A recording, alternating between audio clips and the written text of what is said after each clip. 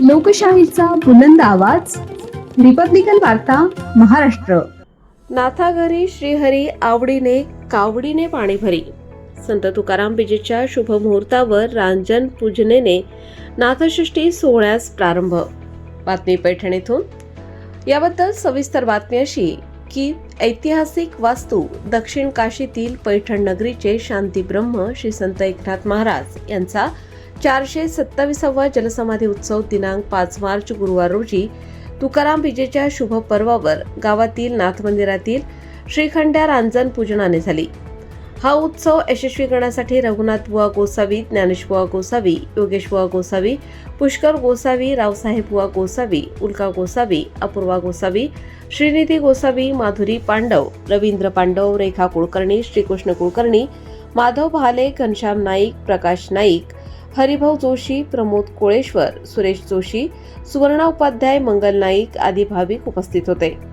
भगवान श्रीकृष्णाने श्रीखंड्या हे नाव धारण करून नाथांच्या वाड्यावर सेवेचे काम 12 वर्ष बजावले.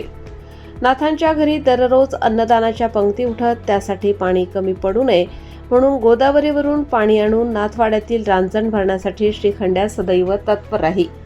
भगवान श्रीकृष्णाने श्रीखंड्या नाव धारण करून नाथवाड्यावर सेवा बजावल्याची अनुभूती नाथांना आल्यावर त्यांना सुखद आनंदाचा धक्का बसला. पण आपल्या वाड्यावर देवाने वाटेल ते काम करण्याची सेवा बजावल्यानंतर नाथ अस्वस्थ झाले. पुरोहित चंद्रशेखर उपाध्ये, रवींद्र साळजोशी यांच्यासह 11 पुरोहितांच्या मंत्रघोषात दुपारच्या सत्रात रांजण पूजा संपन्न झाली. त्यानंतर रांजणात पाणी टाकण्यास सुरुवात करून नाथषष्ठी उत्सवाला सुरुवात झाली.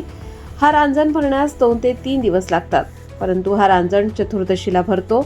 ज्या भक्ताच्या हस्ते रांजण भरतो त्या भक्ताचा सत्कार केला जातो.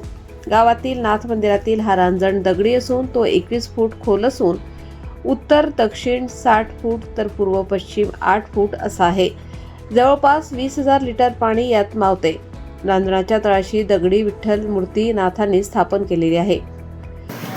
आवडीने कावडीने प्रभूने सदनात वाहिले पाणी, एकची काय वदावे पडिली या कार्यार्थ वाहिले पाणी. या पुणे येथील श्री संत मोरोपंत हे आर्य लिहितात. त्यांचा अधिकार सांगत असताना शांतीब्रह्म श्री संत एकनाथ महाराजांकडं श्रीखंड्याच्या रूपामध्ये अर्थात परमात्म्याने, भगवान परमात्म्याने या ठिकाणी 36 वर्ष सेवा केली. त्याच आपण गावातील नाथ मंदिरामध्ये आहोत. श्री संत एकनाथ महाराजांकडं श्रीखंड्याच्या रूपामध्ये अर्थात परमात्म्याने, भगवान परमात्म्याने या ठिकाणी 36 वर्ष सेवा केली. त्याच आपण गावातील नाथ मंदिरामध्ये आहोत.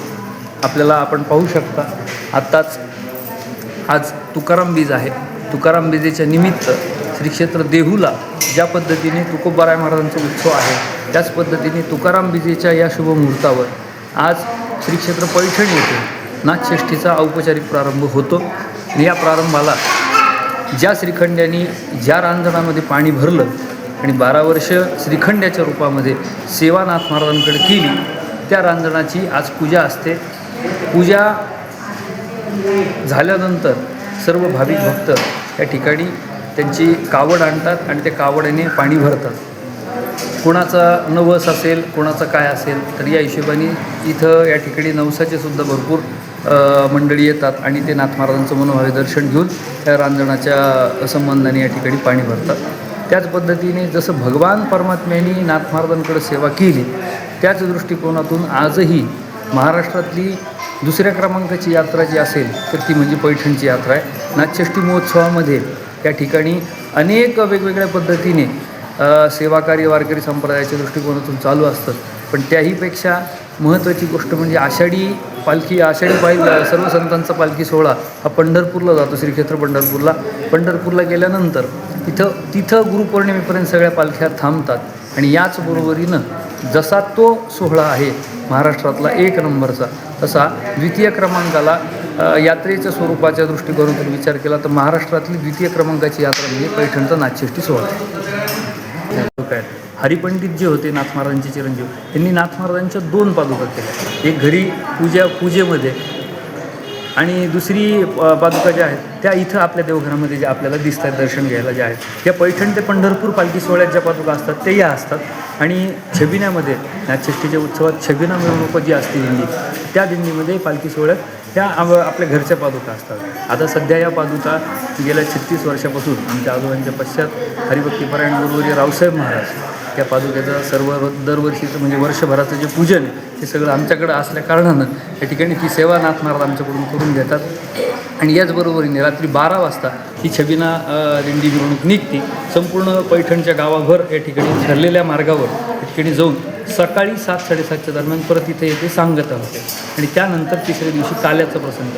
काल्याचा कार्यक्रम असा असतो की फाल्गुन वद्य अष्टमीला सायंकाळी 4:30 वाजता याच मंदिरातून दिंडी निघते बाहेरील नाथ मंदिरामध्ये. बाहेरील नाथ मंदिरामध्ये सूर्यास्ताच्या बरोबर समयी या ठिकाणी दहीहंडी हरिभक्तीपरायण नाथ संस्थानाधिपती रावसाहेब महाराज गोसावी माझे वडील नाथांचे 13वे वंशज या ठिकाणी ती दहीहंडी फोडतात आणि उत्सवाची सांगता होते. आणि नवमीच्या दिवशी फाल्गुन वद्य नवमीला समस्त फडकरी वारकरी वंशज मंडळी जेवढे मानकरी आहेत नाथ संस्थांचे या सगळ्यांना आपण ज्या ठिकाणी बसलो होतो आत्ता वाड्यामध्ये तिथून त्या ठिकाणी बाबांच्या हस्ते प्रसाद असतो नाथ महाराजांचा प्रसाद.